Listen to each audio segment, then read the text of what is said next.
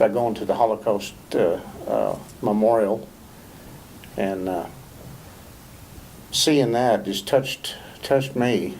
And so many people in this country even say that the Holocaust never happened. Well, they need to go there, and that'll change their mind. And you hear a lot of people don't believe, 6 million Jews were murdered. And if they do believe that, how many of them know that 1.5 million of those were children from little bitty when we went through the building and they was reading the names off?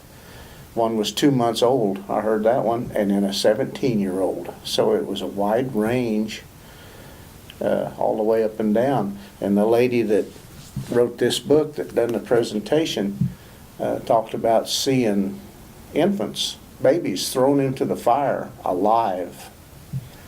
So we talk about how terrible that is, but we have our own Holocaust right here in the United States with abortion. And some of the methods that they use for abortion are just as horrendous as throwing live children in a fire.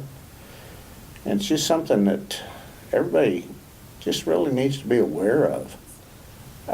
From what I've read and heard, they say in the United States since Roe versus Wade took effect, there's been at least 50 million children aborted, murdered.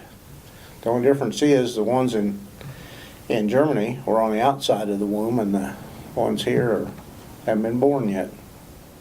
They said that you would have to go through that children's memorial every day for 3 months in order to hear all the names of the children.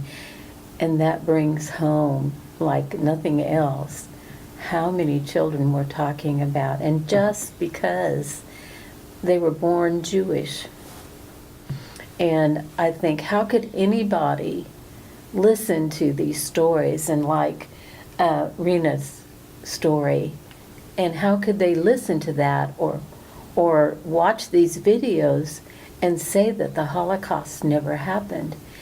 And I've always had a great interest in the Holocaust, because I think here was a whole nation of people that came together in hatred toward a group of people just because of their birth, because they were born Jewish. I said, would I go back again? Yes, I'd go back again. It might be a few years down the road. I had a little trouble keeping up on this trip, but I wasn't in shape for it.